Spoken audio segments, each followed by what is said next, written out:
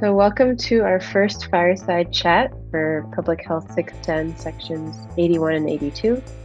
My name is Lili Warren, and I'm one of the professors teaching this course along with my colleague, Professor Lopez.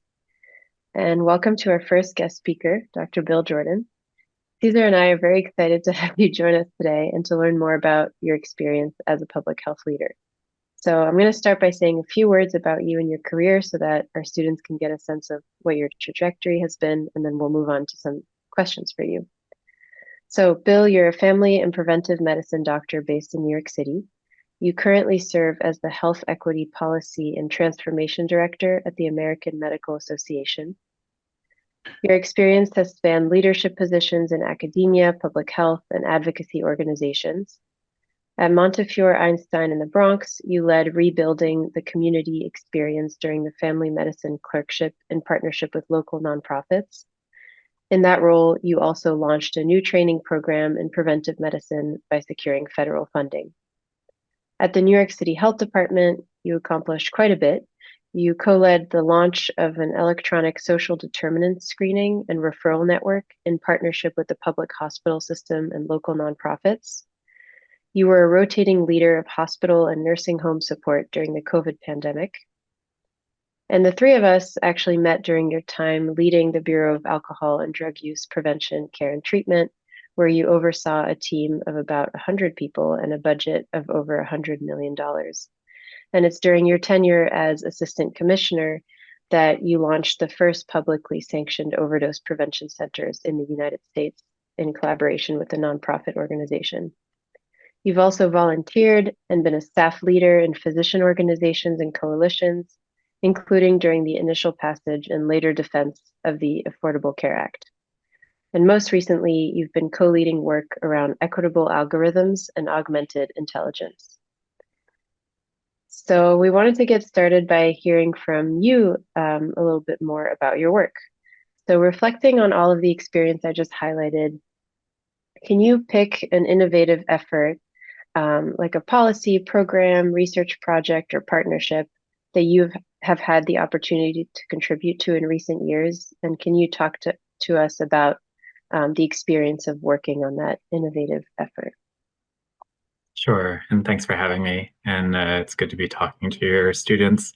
I guess I would probably go back to one of the examples that you mentioned with the overdose prevention centers, which was from our time working together at the health department.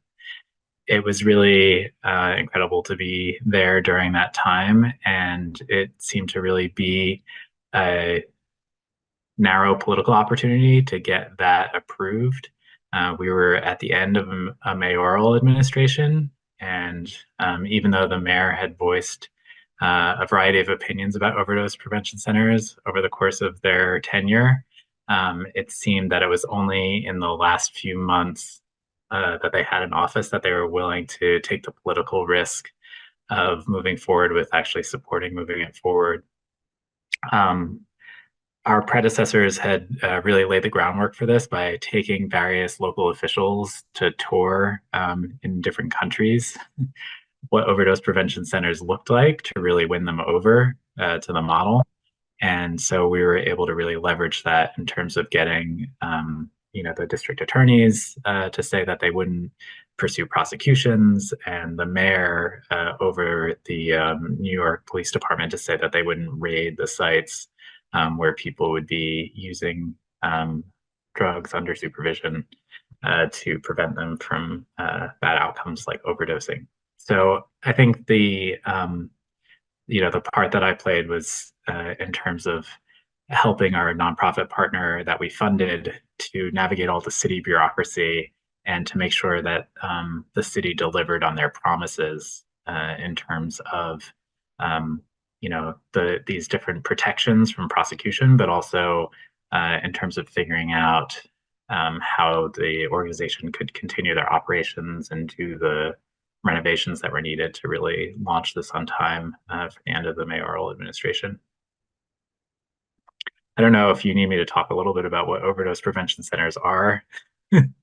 I think that could be helpful, maybe for some students. Yeah, probably your students are familiar with ideas of harm reduction that have been around for decades and really gained a lot of currency during the HIV/AIDS epidemic in terms of thinking about reducing the potential harms of drug use, and back then, particularly of IV drug use. And so a lot of harm reduction grew up around the idea of providing clean syringes to reduce infectious disease risk associated with drug use.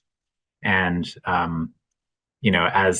as the opioid epidemic has evolved, people have come around to the idea of harm reduction more broadly, and really thought about it in terms of how do we reduce not just infections, but other harms that can be associated with drug use, to really help people live the healthiest lives possible. And so that led to the idea of overdose prevention centers, where people were already doing this in a lot of places informally in the United States, where if somebody went to the bathroom and stayed in there too long, somebody might knock on the door to see if maybe they had used an overdose so that they could rescue them. But they really wanted to bring this out in the open in the way that it had been shown to be effective in other places around the world, by really just letting people use, in a clean and safe space indoors, where they could be directly observed and somebody could intervene if their drug supply was not safe, or they overdosed. Thank you for that clarification. And if I'm not mistaken, to date, there has not been a single fatal overdose at any overdose prevention center ever recorded. I think that's accurate. And just at the two sites that are run by OnPoint NYC in New York that we worked with, I think they've reversed thousands of overdoses over the time that it's been open. Yeah, incredible work. I'd like to just have one little follow-up about what you just shared, and then hand it over to Cezar. You mentioned the importance of intersectoral collaboration to make this happen. You talked about working with NYPD and the mayor's office. Can you tell us a little bit more about how those collaborations were successful, or how you reached a kind of a middle ground? Yeah, I think you really have to find things that are a win-win situation for people. A lot of the things that the New York Police Department, would bring up because of their daily work and their interaction with community members is that they would get complaints about public drug use. So by being able to show the data and also take people on tours of places where these existed around the world, and say, they're helpful with that problem. You can address your issue of public drug use by having a safe place for people to use indoors. So it's often about finding what the motivation is of the different stakeholders and really addressing, what's important to them. So I give that as one example. I think for the district attorneys, often they saw that there was kind of a revolving door, of people being arrested and prosecuted for low-level offenses, and that it wasn't really, you know, necessarily their best use of limited resources. So they were also looking for a way off of that kind of merry-go-round, to really be able to put their resources to to threats to public safety. So I think there is some alignment in there. You just had to work hard to find it, and it requires a lot of listening, because you may have partners that you haven't historically worked with or haven't historically seen eye to eye with, and you really need to put in the time to listen to what's important to them and find the areas of common ground. Thank you, Bill. I'll hand it over to Cezar.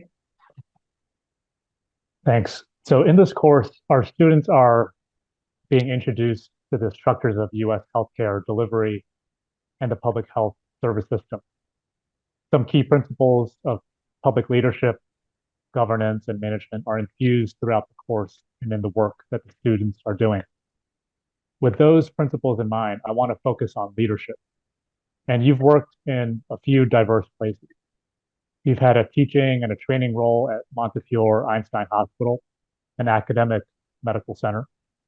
You've been an assistant commissioner at the New York City Health Department, one of the largest public health agencies in the world.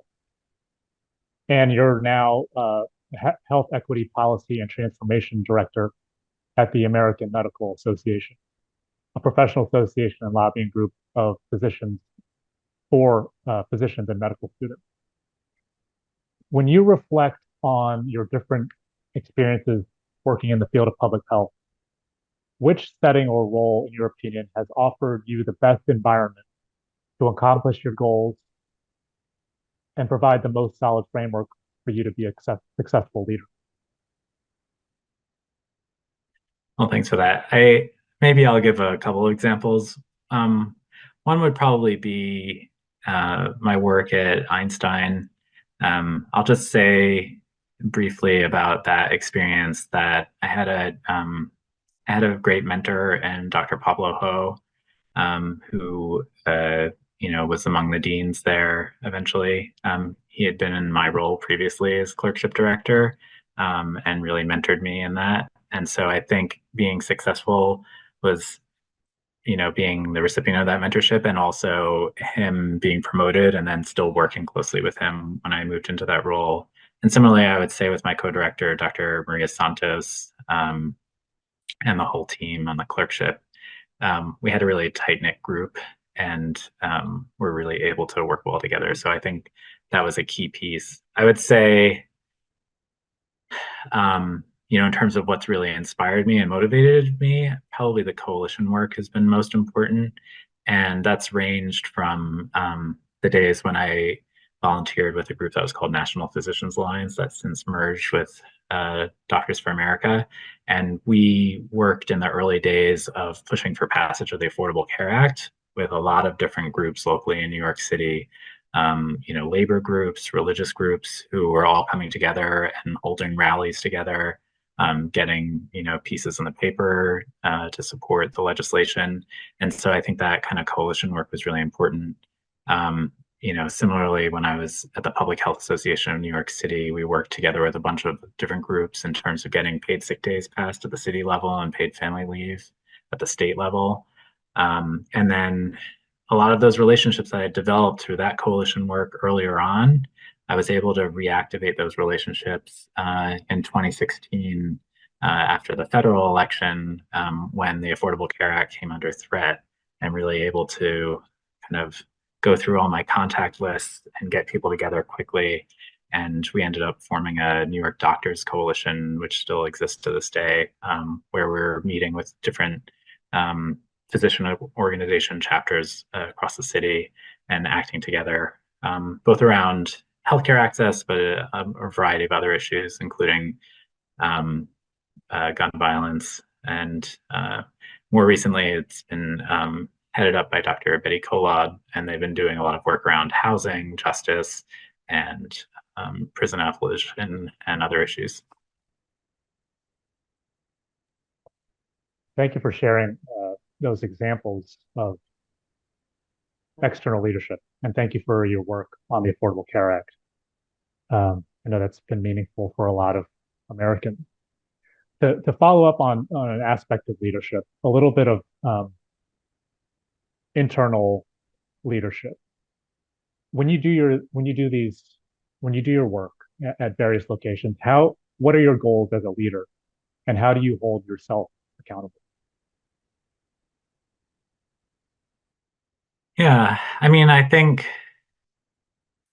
partly because of my clinical training in family medicine and really it being based in relationships, partly because of my education training. I did a faculty development fellowship in terms of learning how to be a better educator and really learning about skills of facilitation. And then kind of on the job training as being an organizer. I would say that, my goals are really around facilitating and fostering consensus to get people to kind of buy into joint action where they have shared priorities. In terms of holding myself accountable, it's really about listening and being willing to listen. As I mentioned a little bit earlier in some of the examples, especially being able to listen to people that you don't agree with, and to be open to critique. That from a lot of different angles, to really, that I have to be willing to change my behavior based on the feedback that I get from other people. I think from a broader standpoint, it also involves setting metrics. So when we were doing the local coalition work with New York doctors, we would set out what our metrics were for the year. So I would be able to say, do we really achieve what we set out to do or not? So I think those are some of the key pieces. I think I prided myself in terms of my listening of being kind of cued into everything that people are saying and also their body language in terms of trying to pay attention to what's in the room when I'm talking with people, especially during my clinical career, and that's carried over into my other work roles. In terms of areas of growth for the future, I'd really think about as you grow as a leader, you really have to be comfortable with delegating things and being comfortable with people making their own decisions as long as you set the goals out.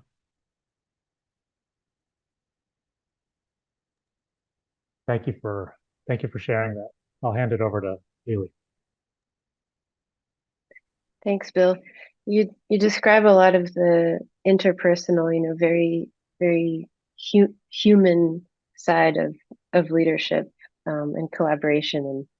And as part of this course that Cezar and I are teaching, the main components involve a lot of group work and navigating spaces of collaboration to kind of propose and move a project forward. So I think your advice is very helpful.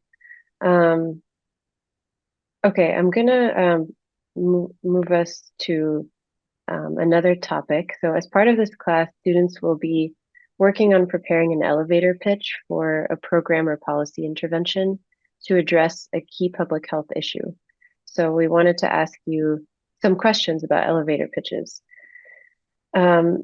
So when you do get pitched an idea by someone, again, in your various places of work and leadership roles, what are you looking for? What makes an elevator pitch effective? What makes an idea stick? And what advice would you have for people trying to develop an effective one? Yeah, thanks for that. I think what's important to me is not necessarily what's important to everybody. So, your students may take this with a grain of salt because they're going to have to adjust their tactics depending on their audience that they're speaking to. But for me, when I'm hearing an elevator pitch, I think some of the things that I'm looking for are what's the root cause and what's really your connection to the people most impacted by the issue. How has this connection to people who are most impacted by an issue informed their approach in terms of their elevator pitch? And how will people who are most impacted by the issue, how are they going to benefit from this approach?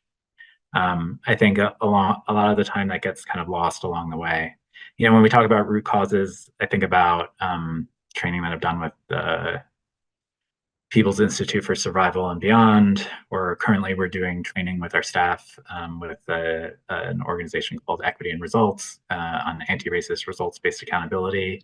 And, they start with things like asking the kind of 5 whys, right? You say, oh, well, there's a difference in maternal mortality, right, between Black people and white people in the United States. Why is that, right? And that you keep asking the why, and then you get to the end and you're like, oh, well, there's a long history of racism, and that underlies a lot of the disparities in health statistics that we see. And so how much in their elevator pitch have they really spent time thinking about the why of the issue that they're trying to address? And are they doing something really downstream, like just adding another service in a very complex web of services? Or are they doing something that, strives to change the power dynamics so that the people who have been marginalized historically have a greater share of power and so are more likely to be healthy in a number of ways, rather than just trying to pick off one health problem at a time? So I think about whether they've really gotten down to those root causes in terms of determining what their approach is and what the issue is that they're trying to address. And then really the connection to the community. because often, people parachute in and offer solutions that are doomed to failure because they haven't asked anybody what the real issue is or what they think, will help. So I think you really need that buy-in for success, but you also need that buy-in because, we all live in a world where resources are finite. And we should really be choosing carefully the things that matter the most to the communities we're hoping to serve. That was an excellent response. Thank you. You emphasized, at least for what you would like to hear when you are being pitched an idea, is also the link to kind of questions of social justice and equity, and thinking about maybe consequences that an approach could have for certain folks in the community or certain populations that are underserved. Can you, building on that, can you share any examples of either moments during which you were pitched an idea that had a big impact on your career? And I know that you work now, specifically in health equity, or decisions that, or pitches that you have made to someone in your life, in your career, and when that might have led to a decision to support that project or give an innovative idea a chance. I don't know. I honestly struggled with this question a little bit. I think I have a strong example of a time where I pitched something that went down in flames, and maybe I don't know if that's like the most inspiring example for your students. That's a useful example. That's the reality. We'd love to hear it.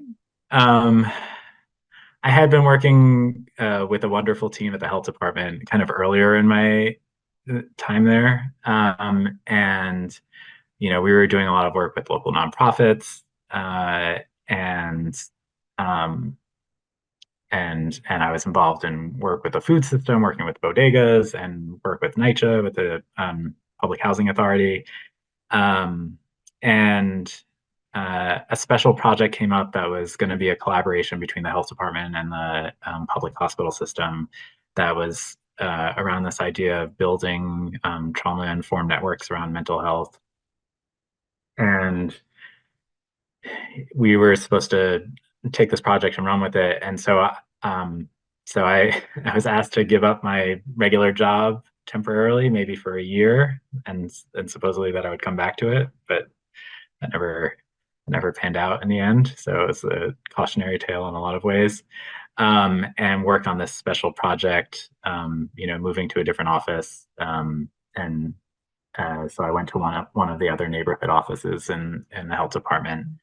And the part that I was pitching was that we should really focus on leveraging the hospital's considerable land holdings, and both as like a site where housing could be built, particularly permanent supportive housing, because some of the land was underutilized or some of the hospital buildings were underutilized, as well as the hospital, because it had all these land holdings that could be used as collateral for financing local nonprofits that were trying to build housing, not necessarily on the hospital property, but just that they could underwrite loans, and that this was something that was happening in other places around the country.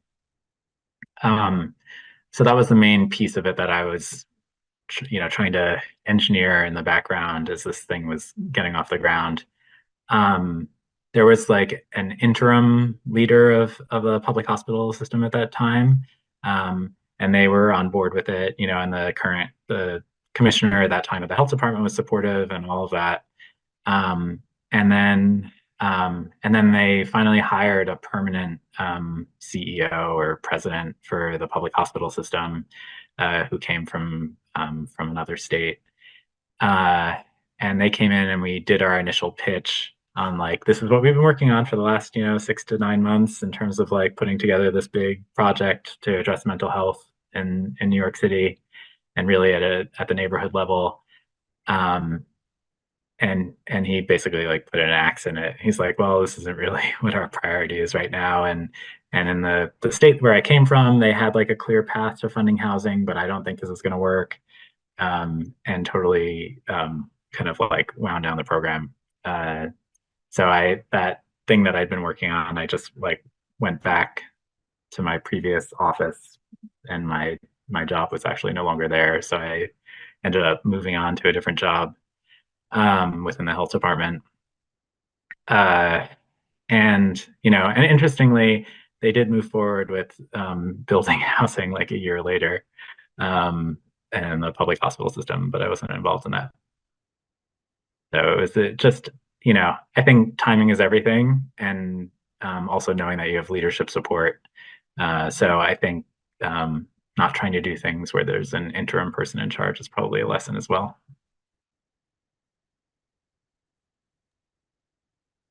I got to thank you for sharing that, because I think students and young public health professionals, I think they really benefit from hearing real world examples of um, being persistent, dealing with things going not the way you planned, um, but the potential for good ideas. So I really thank you for sharing that. And I'll One just final, add that yeah, it sounds like maybe, Bill, you sort of planted a seed even if you didn't immediately see the results. But if it happened a year later, I mean, that's also interesting how innovations take persistence, but also sometimes take have like a lag effect. Um, and so it's still worthwhile pushing for great ideas. Just to end on a little positive note. Back to you, Cezar. Thanks.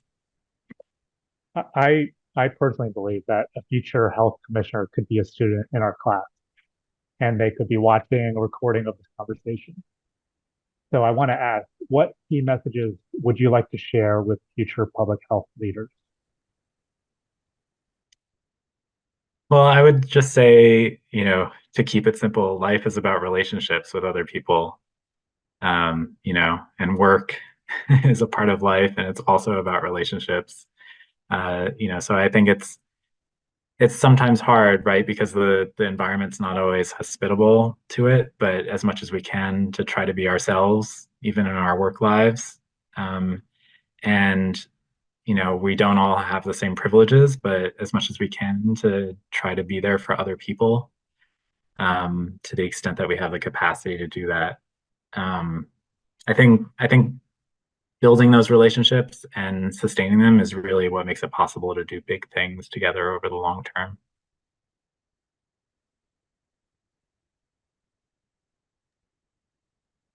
Great, thank you.